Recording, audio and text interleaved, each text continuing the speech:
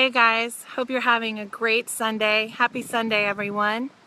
I wanted to thank everyone for your continual support, for your prayers, for your giving, for your helping us to get all of these kids sponsored monthly. It's a big deal. We still need 9 kids left to be covered the way that the other kids are.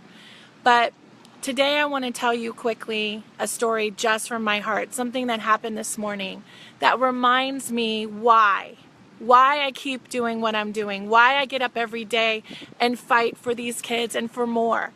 It's because when we started Eyes Wide Open International, God gave us a verse that said, once your eyes have been opened, you cannot pretend you don't know. God sees that you and knows that you know and holds you responsible to act. And that's how Eyes Wide Open came about, that our eyes were open, and once they were opened, we were held responsible by somebody who loves us deeply, by our Creator, by our Daddy, to do something, whatever that something can be. And that's what has kept me going through really, really horrible situations. And I'm broken this afternoon actually, been broken since I heard about it this morning. I received a message from one of our givers. And I will tell you, I'm fully aware that we cannot help everyone. There are millions of children around the world that are in desperate, dire need for food, for shelter, for someone to hug them, for someone to tell them it's going to be okay, for someone to love them, embrace them. Millions of them everywhere. And I know we can't help everyone, but I know that when God brings me situations and people that we need to help, that I'm responsible to do something. And the first thing I'm responsible to do is pray. And that's what I did this morning. I prayed for my kids. I prayed for the situation I'm going to share with you. And I prayed for kids around the world who don't have anyone that's lifting them in prayer, don't have anyone hugging them, providing food for them. And they're in desperate situations. And that breaks my heart. But what gives me hope is the fact that we have 27 that are protected, 27 that are rescued. How we live out this ministry is to rescue from crisis, relieve suffering, rebuild lives, and restore hope. And that's what we're living to do every day, is to live that out. And so I heard and got an email from one of our givers today that said, there's a young girl. She's a restavik in Haiti, which means a slave. I call them Cinderella children, and I'm hoping that God will use me more and more in that country to rescue children from these horrible, horrible, abusive people. But in Haiti, there's a name for it. It's called restavik, and it basically means child slave. And there was a young lady who was a child slave. Her mother sold her into slavery, and in the process of being in great oppression and slavery, she was shot. And the result of that shooting made her a quadriplegic. She's been treated in a hospital and been doing rehab for 2 years now. And for a year, an entire year of those 2 years, they've tried to find somebody, anybody that would take her into their home and love her.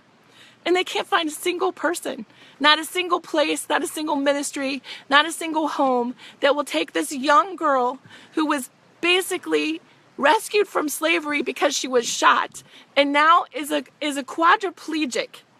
And I'm still getting the details on this, but what I'm saying is I don't know if she's supposed to be in our home. Someone is telling me that they believe that God is saying she is because they know she'll be loved and cared for. We have a facility that could handle it, but we would have to have another staff person. It would cost an additional, approximately, off the top of my head, $500 a month to rescue this young girl. But she needs rescued. So I'm doing this video this afternoon, to tell you that this is just one example of a child who needs rescued. One out of millions of kids who need people to come alongside. And so when you are giving to Eyes Wide Open, those of you who have already given to support us, you are helping us keep these 26 out of horrific situations, out of potential danger. Can I protect them all the time in every way? No, neither can you protect your kids all the time 24/7 being shot in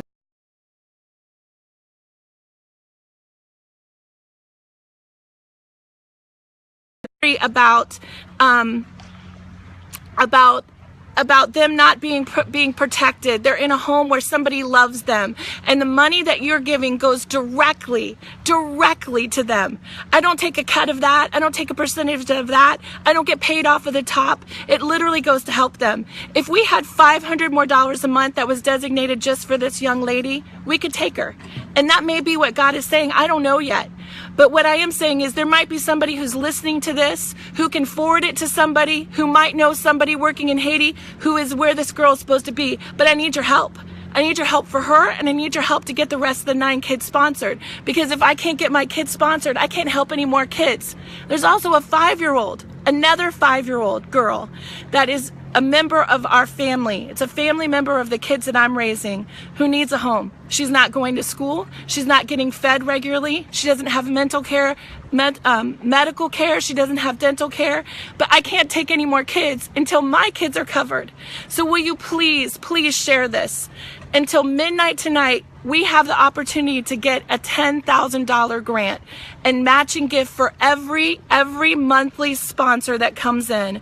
We will get a $10,000 gift, which could go a long way to doing some of the things we need to do for our family right now and helping others. So please help me figure out how to help this young lady and a 5-year-old, and help me get my kids sponsored before midnight tonight.